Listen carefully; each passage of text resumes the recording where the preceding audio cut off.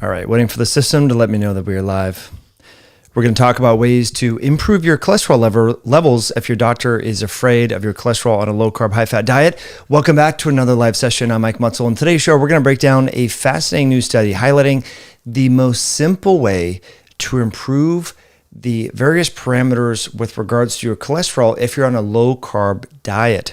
This was a randomized controlled trial, a feeding study, and an exercise study in overweight individuals who are on a low carbohydrate diet. And so I want to wait for just a few of you to get on. We're going to dive into the details here. If you can hear me, okay, just let me know in the comments section below. We have rearranged the studio. Let me know what you think about that as well. As always, if you're enjoying the content, hit that like button and be sure to let me know where you're viewing this from, because I like to connect with all of you. We have Daniel, we have James from the UK, we have Johnny in the house, we have Sarah in the house. We are here. Hopefully you can hear and see me okay. Please let me know. And if that is the case, we are going to dive into it. So this is what it looks like on the back end for me. This is the study that we are talking about. The effect of a high-fat diet on morning or evening exercise on lipoprotein subfraction profiles, secondary analysis from a randomized controlled trial. Okay, so there's a lot of multisyllabic words here that I just want to sort of break down the key takeaways from this study. Now, many of you have been eating a low-carb diet for some period of time, and there's a large percentage of you who have run into some consternation from your healthcare practitioner who is concerned that your LDL cholesterol has increased on this low-carb way of eating, and you should be increasingly concerned about that, they say. Well, it turns out that a very simple way to improve your cholesterol levels, particularly these subfractions of LDL, VLDL, and HDL, we're going to talk about how this is different from just the standard lipid testing, how these subfractions can be improved by this very, very simple intervention known as exercise. I know we talk a lot about exercise here. You all know that I'm a huge fan of exercise. But essentially what this study did is they took individuals who were on a low carb, high fat style diet and who experienced predictable shifts in their lipid profiles, meaning their triglycerides usually go down, their LDL will generally go up, and their HDL goes up as well. And so what was interesting is they had three arms of the study. They had a no exercise control, they had a morning exercise group, and they had an evening exercise group. Now, this is a relatively small study, but what I want to focus on here is the shifts in lipids with before and after exercise in the control versus the intervention group. Now, this is really important because, again, many of you are going to your doctor. Your doctor's freaked out that your LDL cholesterol has increased after you've cut out the carbohydrates in your diet. You're eating more protein, eating more whole real foods, eating less carbohydrates, processed foods, and things like that. But a natural thing that happens, as you can see here from part B, is your lipids go up, your LDL will go up. Now, it turns out that one of the best ways to improve your lipoprotein levels, especially if you're on a low-carb diet, is to exercise 20 to 30 minutes per day. Resistance training in this study, they actually had individuals just do stationary activity on an exercise bike. But what you can see here is there's significant reductions in these so-called bad lipoprotein particles. Now, as you know, there's different subspecies or flavors or variations of your LDL cholesterol. These all improved on individuals eating a low-carb, high-fat style diet after exercise. You can see the favorable aspects of HDL cholesterol increase right here, and then you see these small, dense, more atherogenic particles of LDL go down, while you see the large, buoyant, fluffy particles increased, which is all good, meaning that exercise is one of the best things that you can do, especially if you're eating a low-carb, high-fat style diet. Okay. So that's what we're talking about here. What I'm going to do is just check in on the feed, and we're going to take a deeper dive into this research. But again, I just want to say hello to all of you viewing this live. Grateful that you are here. We have William from Ohio. We have Randall from Detroit. We have Stefan from Vegas. We have R. Woods from Missouri. We have EA from the Goodland, Kansas. Amazing. Okay. High carb, low fat, says ultraviolet. We also have Rick says, I have not been to my doctor since 1996, and that was when he told me my high cholesterol would kill me. Now, I do suggest getting labs. Okay, so I know a lot of you haven't been to your healthcare practitioner for a long time. You should still get blood work. If you haven't seen a doctor for almost 30 years, I think it's probably a good idea to still do some labs, do some blood work, guys. There are things that can shift. You want to get a good idea on this. We have Orion from Denmark. Actually, are you going to go to Copenhagen Health Week in September? I'll be speaking there all about the benefits of exercise and using exercise to help to change and shift the body composition in your body. That is, lose body fat, improve muscle mass, and so forth. We have Rob from Kansas City. Okay, Randall Hill says presumably he has lost 70 pounds doing a low-carb diet. All right. So we have a lot of folks on with us, which is just fantastic. Again, if you're enjoying the content, hit that like button. Let me know what you think of the new setup. So we got our little, got our wood slats here. We got a few different things going on, and we're going to get back to the study. Now, this is a very interesting study because they looked at the lipid profiles, not just looking at standard LDL to HDL ratios. They looked at the different subtypes. Now, this is really important because it turns out that there's not just one species of LDL. You have different flavors.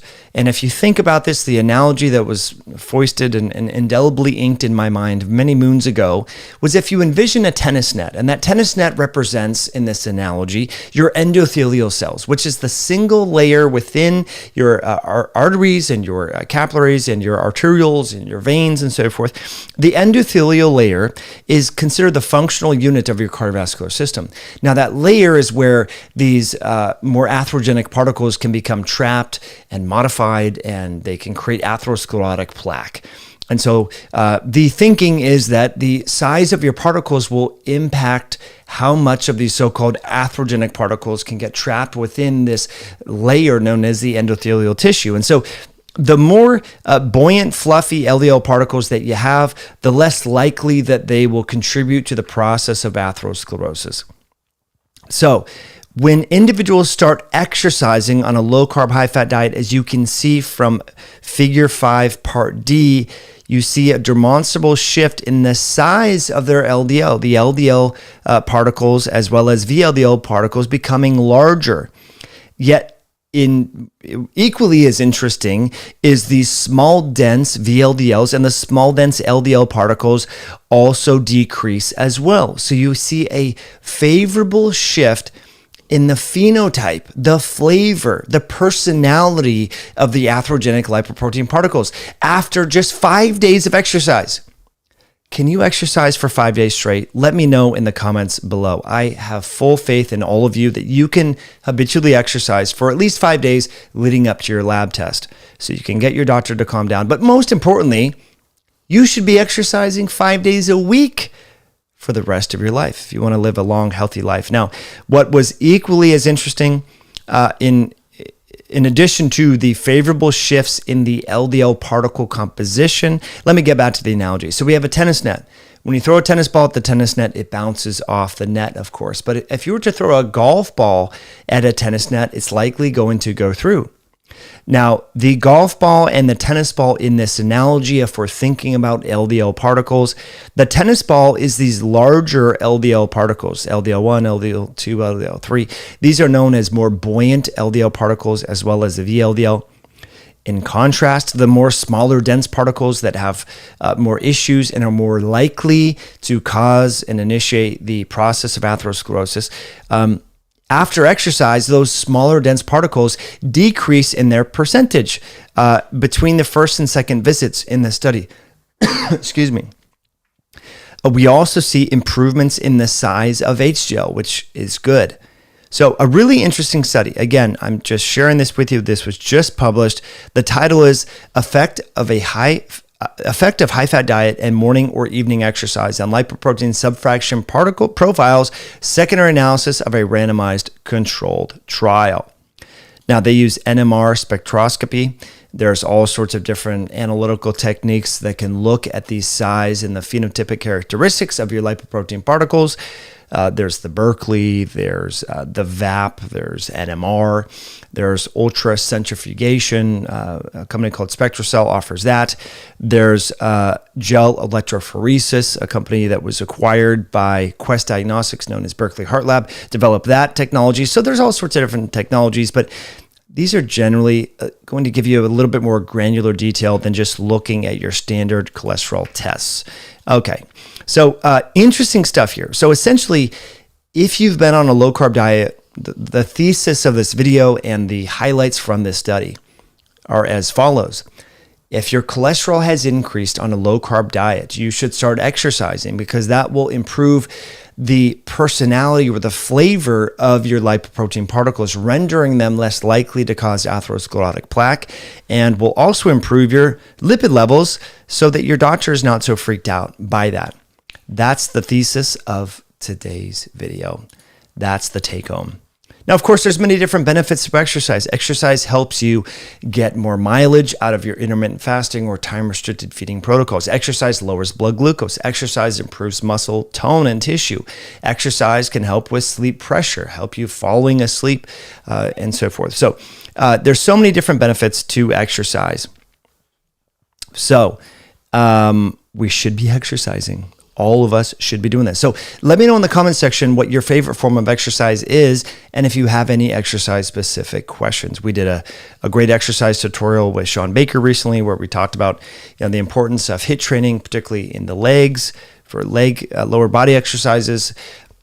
I have many courses that I've shared with you, the Glute Masterclass. We have other courses that can help you with this. But again, as this research shows, exercise is quite effective for helping to improve lipid levels. And so that's what we have been talking about. So I want to get to your live questions. Pardon me. The whole point of doing these lives is so we can talk. Any metabolic health and nutrition question is fair game. I'm going to pop out the chat here so that we can dive into this. Pop out the chat. Okay. Ocean says Haktua reduces cancer. Yes. Well, there's a lot of benefits to Haktua. So yeah, and it turns out that your overall health impacts your libido, your vitality. Really important. And what are we seeing? Unfortunately, a trend is lower fertility rates throughout the world. People are unhealthy, eating processed food and junk. Okay, great question from Rosconian. Says, Mike, have you heard any experience or had any experience using stem cells to heal lower back weightlifting injury? I have not used stem cells. I've used prolotherapy. I've used PRP. I think there are great benefits to those interventions. But if you can find someone who can do stem cell therapy, I think, you have a low back injury, I would definitely consider that. What I've done, my low back, I have had some issues in an injury from college. I found hip thrust to be really effective and all sorts of posterior chain related exercise that we've put in our glute masterclass with Erica Grisanti. But stem cells could be great as can core work. All right. Annie says, any recommendation or apps for strength training as an older female? I don't have a good recommendation for apps for that. Taylor, what's the app that you use for weightlifting? Shoot. I'll find a comment. I'll comment back on this, Anne.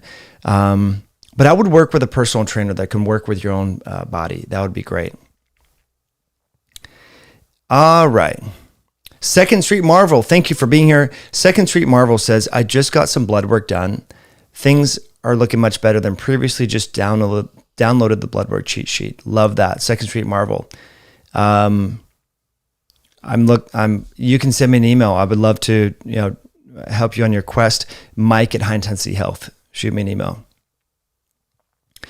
Okay, EA says, I find squats help my hips and back. Yeah, squats, I think a lot of people are intimidated by squats because they presume that they're a high-risk exercise, but it's a compound movement that when done right can improve the stability of your entire posterior chain, which is good for your back. So yeah, prolotherapy, PRP. We've done some videos on that. If you go to our channel, type in prolo or PRP. We did a whole regenerative series back in 2017 that might be able to help you.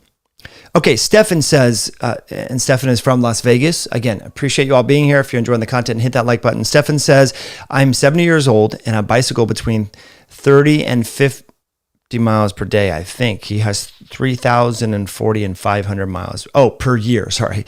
Okay, he bikes a lot. I also lift weights and do 10-second sprints at least once per week. Stefan, that's amazing. You're an avid cyclist. Good for you. I used to race Cat 2 on road. I like cycling. Cycling's amazing. So cycling's great, but lifting weights is really important as well. Okay. Let's see. We got some comments here. Greek yogurt is a given 1 out of 5 health ratings because of saturated fat. Yeah, it's weird that we're still concerned about saturated fat. I mean, it's crazy. I'm personally not, but the powers that be are seemingly very concerned about saturated fat. Although we have ample data, if you want to look at my screen right here, I can share with you some of the research on saturated fat that will just probably blow your mind. So we're starting a journal club in September. And this journal club is going to go through everything that will relate to metabolic health. We're going to have talks and calls monthly on this, but this is a great article that you should download. You can take a screenshot of this if you're watching this right now on YouTube or driving or whatever. Nina Teicholz did a wonderful piece here that was just published in Current Opinion in Metabolic Care, I believe, titled A Short History of Saturated Fat, the Making and Unmaking of a Scientific Consensus. And so she really goes through the history of this. Of course, as you know, she's the author of the book, A Big Fat Surprise. And basically, she summarizes that the idea that saturated fat causes heart disease, called the diet heart hypothesis, was introduced in the 1950s based upon weak associational evidence. Subsequent clinical trials, including the Sydney Heart Study, the Minnesota Coronary Experiment, do not corroborate this hypothesis that saturated fat, and particularly swapping out saturated fat for polyunsaturated vegetable oils, improves heart health or reduces the risk of coronary artery disease. As many of you know, we just reviewed the Minnesota Coronary Experiment, finding that, when you cut out saturated fat and replace that with corn oil or with vegetable oils, it lowers your cholesterol, but it actually increases your odds of dying from heart disease. So that's not a good thing. There was also, let's see, another really good analysis on saturated fat is this umbrella review. Again, please take a screenshot of this. And if you're enjoying the content, as always, hit that like button. This umbrella review that was just published about a month and a half ago, titled Effect of Reducing Saturated Fat Intake on Cardiovascular Disease in Adults, an umbrella review, basically finds that, there's not really strong evidence to suggest that saturated fat is the sine qua non of cardiovascular disease. And of course, the reanalysis, and we have all these, new J-shaped associations, meaning that, the idea that lowering cholesterol is always a good thing. Really interesting, stuff here coming out of researchers in South Korea, as well as parts of Europe, finding that there's not this strong correlation with cholesterol and heart disease or risk of heart disease. In fact, people with really low cholesterol have even higher risk of death from cardiovascular specific causes and non-cardiovascular specific causes. So, we've talked a lot about these different associations, This is a great article. Again, please take a screenshot of this. Download this paper. A falsehood that has been repeated many times becomes true. The origin of the diabetes pandemic, the most lethal of the 21st century. So this is a really good narrative review highlighting a lot of research that you should be aware of. And I just share this stuff with you so that you have it at your fingertips, guys, because, the doctors are so busy nowadays dealing with Medicare, Medicaid, insurance reimbursements, 15 to 7-minute office visits. They don't have time to dive into this stuff. So you need to, do this yourself. And, if you haven't yet read this paper, I mean, you're totally missing out. This is a reanalysis of the Minnesota coronary experiment. And as they talk about in this, there was data that was hidden from the public and in the initial publication. Both the Sydney Heart Study as well as the Minnesota coronary experiment had study subjects cut saturated fat and replace that with vegetable oil. And what they found is that in this intervention group, the people that did that, they had higher rates of heart disease and higher risk of all-cause mortality. So, getting back to this idea that we have to cut out butter and eggs and red meat is really interesting. In fact, if you look at the statistics, in North America at least, we're eating less red meat, but a lot more chicken and poultry. So again, we keep blaming red meat for probably what chicken and poultry and other food sources are doing. So interesting stuff, isn't it? Okay, so again, I want to get your live questions. Ultraviolet says, Dr. Ellsworth Wareham, a 104-year-old heart health surgeon following whole food plant-based diet. Look at what he says. Yeah, I'm open to looking at this for sure. Let me copy this individual and the name here and dive into this. I'm curious. I think people can eat a plant-forward diet and be healthy. There's certain things that they need to do to overcome nutritional deficiencies, of course, but I think it's feasible. So I appreciate you for sharing that. I will dive more into that. Iris says, Mike, is eating a lot of herbs with meat considered healthy? Those herbs Vietnamese people like to eat. I think eating herbs is great. Rosemary, you have marjoram, you have, oregano. I mean, all these herbs are awesome. I encourage it. Okay, if olive oil is real and coconut oil seem to be the good plant oils. Yeah. And so what Rick is referring to is a lot of the olive oil is actually canola oil. So you have to spend a little bit more money to get good olive oil nowadays. So yeah, that's a really good point. Okay. Flacky says, I've been drinking and cooking with Mountain Valley spring water for 15 years exclusively. I have to descale my kettle and watercraft often. Any risk to drinking water that is high in dissolved minerals? Yeah, that's a good question on that. I don't know the long-term answer there. I would just be making something up. I think most humans probably would, if you think about where do we get our water, it comes from the mountains. It comes from snow melt and running through rock and creeks and things like that. It ends up in rivers. So, there's going to be higher mineral content in certain sources of water. Some of the times that I feel the best is when I'm drinking water right out of the mountains, when we're out hiking and things like that. So I think water and high quality water is really important. But to your point, some of the Mountain Valley spring water could have high levels of minerals and things like that. What about, just getting a filtration system on your own water and sort of mixing, having some municipal water that's filtered to get rid of, heavy metals and, fluoride and chlorine and things like that. So yeah, I think I think a little diversity might be not a bad thing. Okay.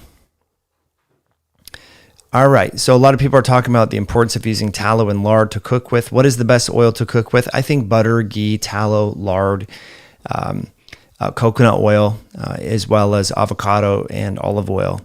So I do think not all oils are bad, but the oils that we want to stay away from are going to be usually the seed oils. The canola, the cottonseed oil, sunflower seed oil. These are really high in linoleic acid. And as we've reviewed, a lot of studies do show that this 18 carbon long fatty acid known as linoleic acid can increase the propensity of your low density lipoproteins to be modified or oxidized, which can be problematic. So, yeah. All right. So Crash Bandit says, I tried to go to get my labs yesterday, and she would not provide the labs in a cheat sheet. Oh my gosh, that's crazy. I mean, page 1 of the blood work cheat sheet is just basic stuff. We're talking about hemoglobin A1C, C-reactive protein, insulin, triglycerides, all that. Yeah, you can go to Direct Labs now, or find another doctor. That's what I would suggest. Okay. How we doing, folks? Are you enjoying the content? Do you like these lives? Are they helpful? Let me know in the comments section. Okay, I'm just going to look at the comments here on this side. All right, so what else do we have? All right. Okay. All right. Yeah, I think sesame oil periodically is not a bad thing as well. This is used in Asian cuisine, as other folks have talked about it. Sesame oil and sesame seeds have a compound called beta-sitosterol, which can be good for the health of the prostate. So that could be helpful. Okay. Any chance you could share your collection of studies on a link? And what's the name of the program used to group the studies? Yeah, the program is called Papers. Yeah, I don't know that I can share that. Honestly, most of these videos are just videos of the papers that I read.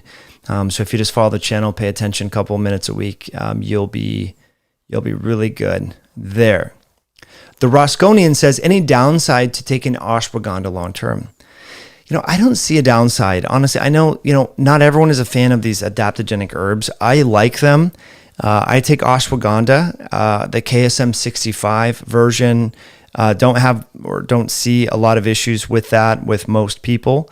But I do think it's important that you test these things yourself. Some people have a challenge with ashwagandha. I find that it helps with sleep and also testosterone and general well-being. So you can check out our morning wood over at myoscience.com. I'll just put a link here for the electrolyte 6 because we're talking about exercise and how exercise can affect your lipid levels. Just want to let you know that there's close to 900 reviews. This is one of the only high potency creatine electrolyte combinations on the market. We have a lot of customers here on YouTube and throughout the world that utilize these as a pre-workout or intra-workout.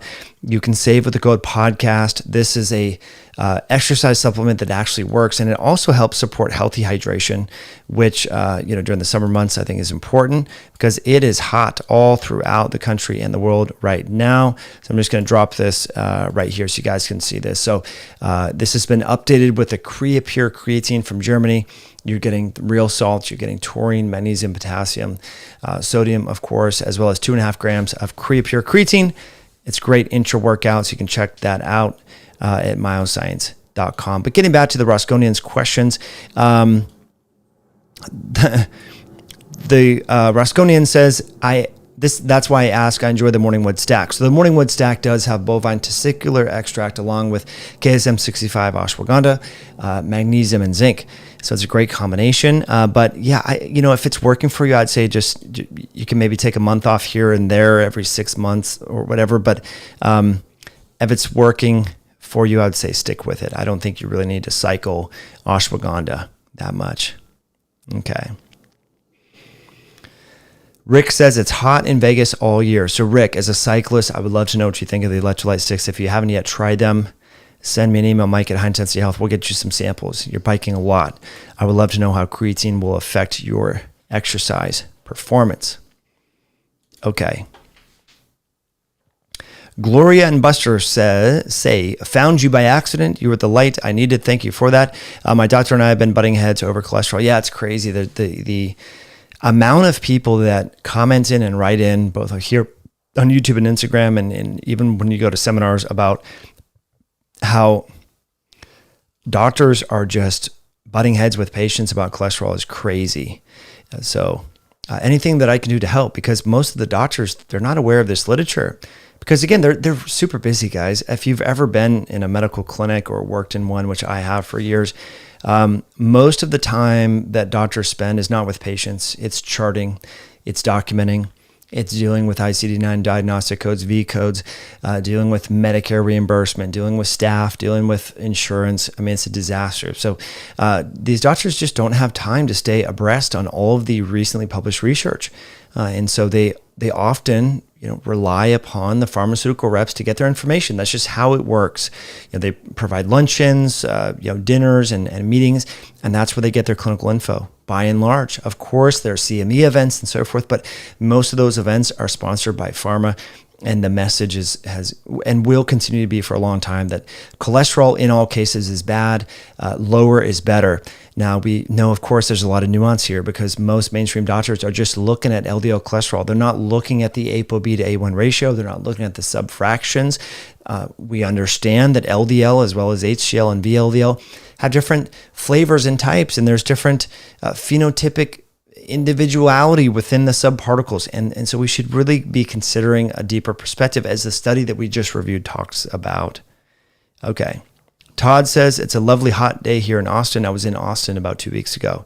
Great place to live. Rick says, I stopped using whey protein as I don't think it's a natural way to consume protein. Any thoughts? Yeah, Rick, I think most people don't need protein supplements. Protein supplements are for people who are trying to hit their protein targets. If they're eating more than 150 grams per day, that can be hard from whole food for some people. And they can be more of a convenient factor. For example, if you like to go to the gym in the afternoon, you like to train after work, but you had your last major meal around noontime, that can be a long time without protein if you're trying to stimulate muscle protein synthesis and build muscle tissue, especially as you get older.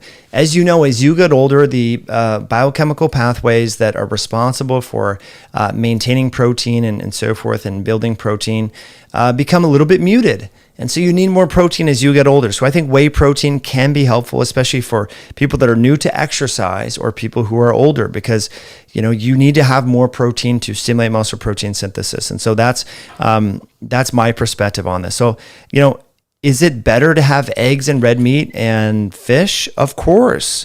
These are whole real foods, but that doesn't mean that whey protein doesn't have a role. Collagen is not a good source of protein. Whey protein or beef protein is going to be better. Whole foods are going to be better than protein concentrates. But again, this is just a supplement to help people get ample protein, especially over the age of 50. When we start to see the metabolic and muscle protein synthesis pathways tend to become a little bit more muted. You need a little bit more, the noise to signal ratio gets a little distorted. So if you want to hammer down and make sure that you're building muscle, the supplements can help. And whey protein concentrate is going to be better than isolates. Remember, the isolates are stripped down. They seem cleaner. You've probably heard of Isopure. I used to sell that at a gym that I worked at, over 25 years ago. It's just a whey isolate. The concentrates are great because they have immunoglobulins that are good for gut health. So that's what you want to focus on. Anthony's here from Mesa, Arizona. We have Iris from Toronto, Canada. Okay. It's in the 60s in Michigan, finally. I've heard the East Coast has had a crappy summer. Okay. Orion 9K says, I switched from whey protein with 4 raw eggs in my smoothies. Works fine. No stomach issue. Yeah. So I add raw yolks to my whey protein as well. What are collagen supplements for? Usually bone, skin, and joint health. So again, this is another thing. If you don't eat bone broth or make bone broth stews or soups, you should probably consider collagen. How we doing, friends? Do you like these live questions? Hit that like button if you do. Flacky says, do you know of a reverse osmosis system that is in all stainless steel? Yeah, good question, Flacky. I don't know. The company that I use is called Custom Pure. Google them. I really like their water filtration device. We did do an affiliation with them. I don't make any money off this. They give me a discount on their unit. But if you do mention High Intensity Health, I think you can still get a discount. So again, that company is called Custom Pure. Wow, this is a great comment from one. One says collagen prevented stretch marks during pregnancy. Interesting. I have not even thought about that, but that's really intriguing. Oceans is from British Columbia, Canada. What part of BC specifically? BC is beautiful. Probably one of the prettiest places in North America. Love that Providence. Okay. Yeah, there's a lot of berberine in China. Iris has a question. I'm wondering if I can get the berberine supplement from China since my family is over there.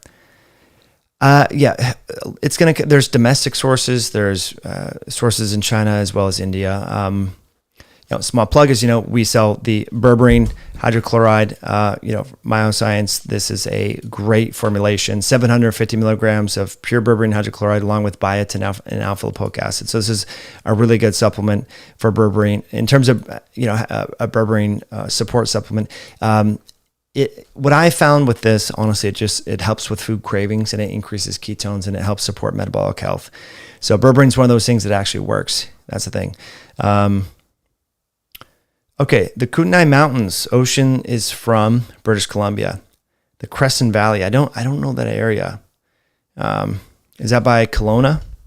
Interesting. Let me know. Okay, now we have a good comment here from the New England Dirt Roadie.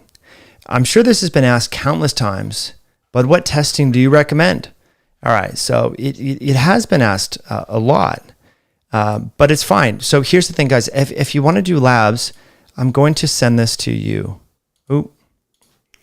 So check this out. You're listening right now and you're like, okay, I like this content. Download the cheat sheet. It's right here. Very simple. Now you're opting into the email list. I don't spam you. Right here. So this is the testing. I'm going to pin this comment to the top because I know some people. We have another individual from British Columbia, Kamloops. Beautiful area. I've only been there in the winter though. All right. Okay. So if you want the blood work cheat sheet, it's page 1 you want to print out. Basically you opt into the email list, confirm your email. I'm going to send you an email with a PDF. Okay. And you'll get a few other videos about metabolic health. I'm not going to spam you. I've had a few people accuse me of selling their data and all this stuff. It's like, we don't do that, guys. This is a blood work cheat sheet, right? Now, of course, there's all sorts of blood work recommendations. Page 1, this is after like 20 years of clinical experience, what I find to be the most effective when working with new people. Okay, so the best time of the day, one is using the berberine from Myoscience. Thank you for that. Any reviews are great. Let us know how it's working for you. It's probably best to take in the evening. Think about, you want to take berberine when you want to start a fast. So usually for most people, that's in the morning. You want to elongate your fast, by not having food first thing in the morning. And for most people, you want to start your fast earlier in the evening, around 7 o'clock, something like that. So you can take it with your last meal. Okay. Berberine doesn't raise lactate levels. So metformin and berberine are thought to work similarly, but new research shows that berberine really affects the gut, and it probably affects GLP-1 and these incretin hormones, as well as your gut microbiome. So, all right. From Bellingham, Thoth is from Bellingham, the city of subdued excitement. Bellingham is a curious place. I went to college at Western, so yeah. Great access to the mountains. I love Mount Baker. It's a pretty city for sure. Elena says, does berberine raise lactate levels like metformin does? It doesn't work in the mitochondria in the same way that metformin does. Again, berberine is working through the gut, through the microbiome. So it's not going to compromise exercise performance in the same way. All right. Great question from Sandra. Sandra, thank you for this great question. She says, would like to know about berberine killing off gut bacteria as well. All right. I don't think it's killing off pathogenic bacteria. Non-pathogenic bacteria. It could be killing off pathogenic microbes, but it's most likely improving the diversity and the ecosystem, but not, harming health-promoting gut bacteria. And it's probably increasing the gut hormones. It's a great question. The Rosconian says, I've taken berberine at the end of the day before starting a multi-day fast. It feels like it accelerates that easier to focus. Wow, I'm going to take a picture of this. Friends, if you're watching this replay, see what the Rosconian is saying. This is exactly what we have found internally, and this is why we came out with this formulation and called it Berberine Fasting Accelerator. Because as you can see from the Rosconian, who I don't yet know, but has had a lot of great comments on this live, so thank you for that, says it feels like it accelerates the fast and that it's easier to be in a focused state while fasting. That's precisely what I found in 2015. And that's where I've been working on this formulation since then. We launched it in 2019. So yeah, That's what I found, and it really impressive to help, especially if you want to do a 36-hour fast or a 48-hour fast or even a 24-hour fast or alternate day feeding, whatever. It seems to really help control your appetite and get you into a fast faster. That's the thing.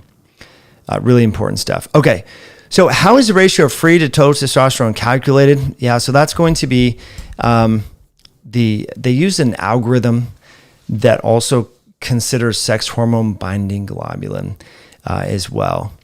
And so, yeah, the thing about testosterone is really we want to go off symptoms. Some people feel great with low testosterone. Some people feel terrible with high testosterone. I had a really good friend of mine. I recommended some labs to him back in 2010, and he had pretty high testosterone levels, but he felt terrible. Couldn't get an erection, had no libido, was getting belly fat, losing muscle. He went on testosterone and his levels increased, but he didn't feel any better. So what we had to do for him is work on reducing his sex hormone binding globulin as well as belly fat, and things are reversed along those lines. So testosterone, levels, I think it's important to give things testing is always good to see where things are at, but you really have to go off symptoms. So if you're starting to gain fat around the middle, if you have hard time with sexual performance, you're not waking up with morning erections, then yeah, you definitely want to support testosterone. And I know we've kind of plugged a lot of Myoscience products here. This is not meant to be an infomercial for Myoscience, but the bovine testicular extract is actually really effective. And so we call it morning wood. Have had a lot of good feedback with that. But there's many things you can do for testosterone. Most research shows zinc, magnesium, ashwagandha, bovine testicular extract, DHEA. In terms of evidence-based modalities, that seems to be pretty effective. I know there's different products out there that kick testosterone purportedly, like Long Jack and things like that kick testosterone off sex hormone binding globulin. I haven't found those to work consistently across the board with most people. What berberine do? I do 500 milligrams